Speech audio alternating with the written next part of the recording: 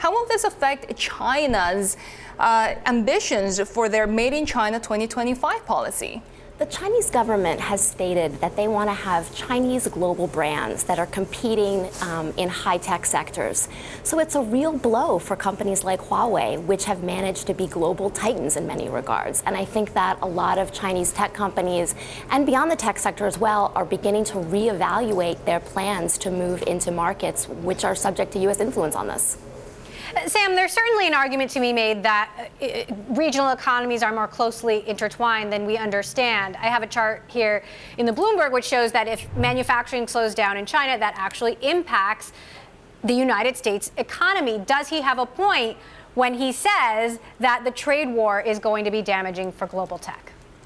The reality is that the tech sectors are highly interconnected, not just the US and China, but globally. And so when we're looking at unwinding supply chains, walking back joint R&D, global partnerships, this is something that is not easy to do. There are a number of US companies that are seriously reevaluating, reorienting away from China. But there are frankly some things that are not possible and are extremely costly to undertake. But these conversations are certainly going on.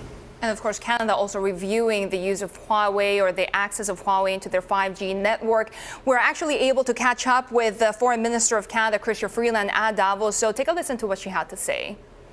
Canada has spoken to the United States about the case. It's a decision for the United States whether to seek an extradition of someone from Canada, whether it is a Canadian or a visitor. That's up to them. And then they have to make the case for the extradition in our legal system. Getting Huawei CFO extradited to the U.S. could take years. Will this be the thorn in U.S.-China relations long after a deal is potentially made? So over the last couple of weeks, there's been a lot of rumors. Is Meng actually going to be extradited? Is she going to be released? And there's a lot of uncertainty around this. It's so sensitive because of the trade negotiations. But the reality is, look, even if Meng is released, the U.S. ambitions to dismantle Huawei are much bigger than this arrest on Meng. There is a whole of government effort to take down Huawei, and I think we're going to see it even if the Meng case drags on. But it was not just about Huawei. Last year, we saw this supplier ban against ZTE as well. Of course, that was eventually lifted. That nearly crushed the company. Huawei has some vertical integration, so I wonder how will it compare and how well positioned is Huawei compared to ZTE last year in overcoming all of this? ZTE was so dependent on the U.S. market that a denial ban would have brought the company to its knees. I think it's not as grave for Huawei, but when we're talking about the U.S. going out to the Five Eyes partners and saying, block Huawei from being in your 5G networks, that's crippling to a company that is really ahead and looking at entering the market and being a leader on that front. So they're going to have to reassess their business model. Sam, I'm curious what you read between the lines, between what we heard from that Canadian foreign minister in terms of how well the United States and Canada are actually aligned here, given the conversations that the U.S. is having with other allies around the world to block Huawei. Look, Canada is in a very tricky position because they're essentially paying the cost for an issue which is between the U.S. and China right now. And it's very dicey. So I'm not going to understate the complication of the position that Canada's in. So do you think that the U.S. can successfully get some of these other allies, other countries where Huawei does business, on side? A number of countries are already having serious talks about reevaluating whether to have Huawei in their network.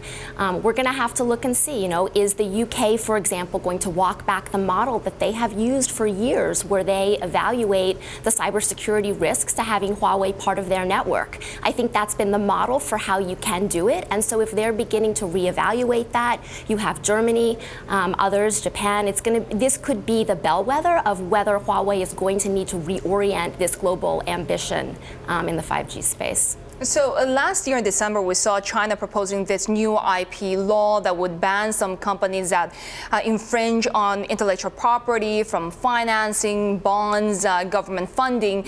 How seriously is China taking all of these international concerns? Are they really putting efforts out there to actually address these issues? The leadership of Xi Jinping has doubled down on an effort to reduce reliance on foreign suppliers. It's been something they've talked about doing for a long time, and I think after ZTE was almost brought to its knees because of U.S. actions, this is a government in Beijing that said, look, this is a critical vulnerability and we need to develop our own indigenous industry. We can't be reliant on these links. There have been conflicting reports about the progress of the trade talks, Sam, including a report today that talks had been canceled with certain Chinese officials, and then the White House denied that, said talks are continuing. There's a meeting with a Chinese official at the end of the month that could be very critical. How unprecedented is the lack of transparency here in the back and forth?